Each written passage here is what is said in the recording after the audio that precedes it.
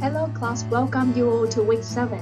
In this week, we will study the first part of internationalization strategies, which are critical to your understanding of international business operations for companies. So, let's get down to the business. So, let's see what are the key learning objectives we have for week 7 and week 8. First of all, we will define FDI. The second objective is to examine the reasons why MNEs they enter international markets. And the last objective of this week 7, is to outline 4 internationalization strategies. The fourth objective for this topic, which is discussing 3 internationalization theories, will be done in week 8. Thank you. Before we define foreign direct investment, we need to differentiate between 2 types of company, international company and multinational enterprise, or M&E as you usually know. So let's see what is an international company and what is an M&E and differentiate between these 2. Then what do you think is foreign direct investment? FDI, right? So we have heard a lot about this term. However, how we can define it? Is there different ways to define this? Let's see and bring your definition to the class. We have studied the definition of FDI. There are 3 types of FDI, which are greenfield, acquisitions, and joint ventures. In this slide, we will explore some of the key characteristics of foreign direct investment and the 3 types of FDI. In this slide, I introduced to you the examples of foreign direct investment in the form of greenfield. Please have a look at this example and let me know what you know about this example. The second type of foreign direct investment is acquisitions, and in this slide, we have the examples of acquisitions in the world of the firms that are very popular that a lot of you may know. The final type of FDI is joint venture, and the example of joint venture are presented here. Let's discuss together these examples. When you invest in foreign countries, you need to get approval from the local government. And what about the government's attitudes toward FDI? Then we will discover, we will explore in this slide. In previous slides, we have talked about Vietnamese governments toward FDI. However, what about the current trends in FDI in the world? What are the characteristics of the current trends in FDI? I would like to ask for your opinion. And here is an exercise that we will do together in class.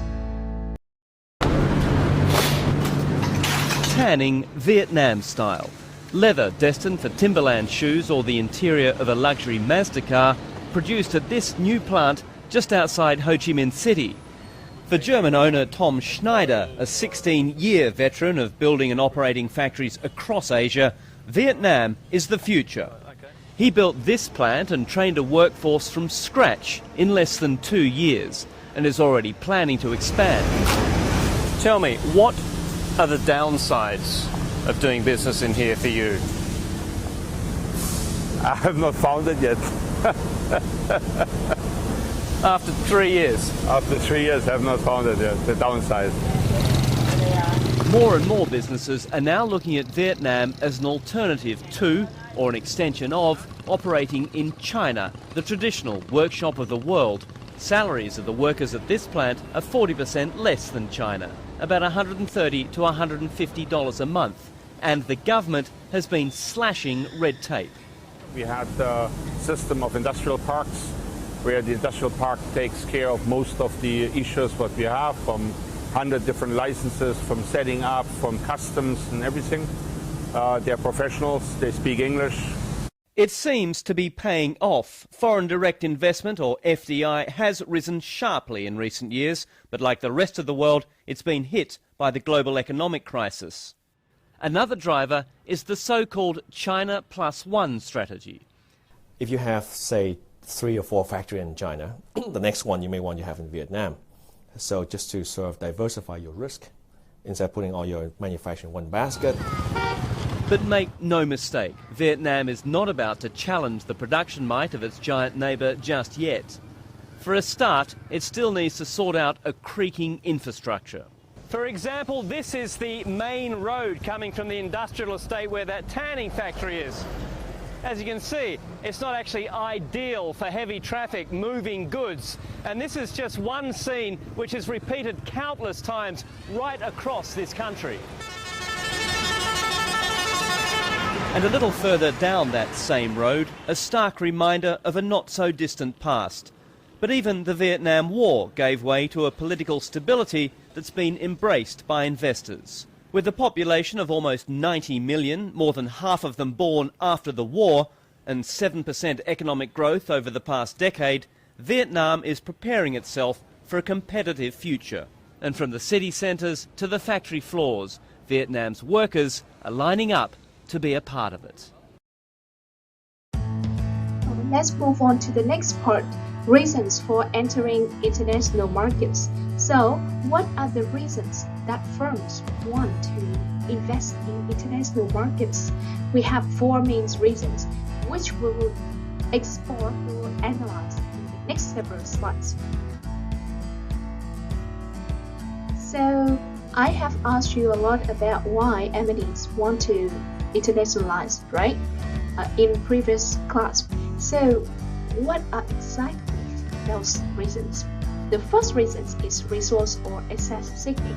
So, what is the rationale for firms with this kind of motivations, this kind of reasons, and what are they looking for when they have this kind of rationales?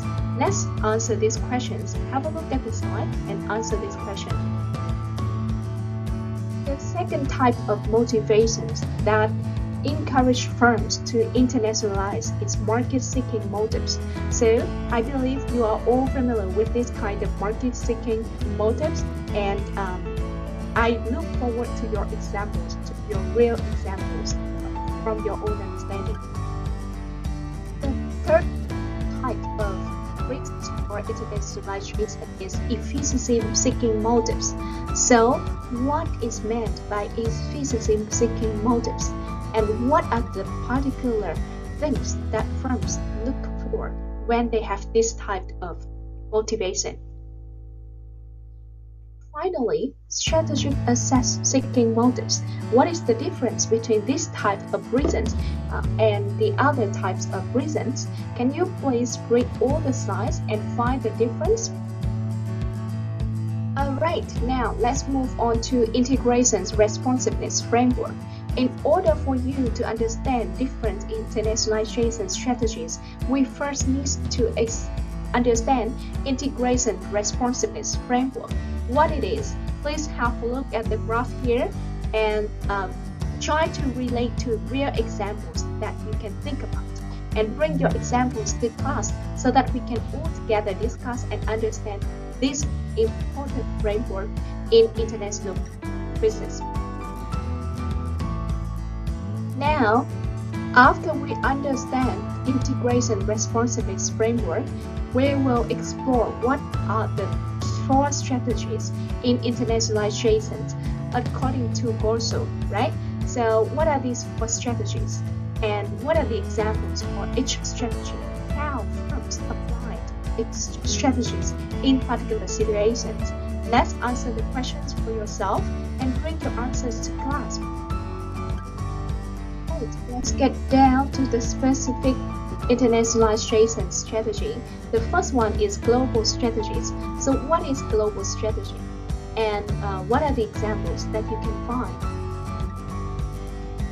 Second internationalization strategies of M&Es is international strategies. So what is international strategy? What are the characteristics of firms applying these strategies in these subsidiaries, right? And can you find any examples you can see? The third internationalization strategy is multi-domestic strategy. This strategy is applied by many firms and My question is, in what field, in what industry or what sector do you think this strategy is applied the most popular? The final strategies that we have is transnational strategies, and this strategy is quite similar to a couple of other strategies. What you need to do is to define these strategies and differentiate between it and other strategies. Here are the homework for you to do to work on this week.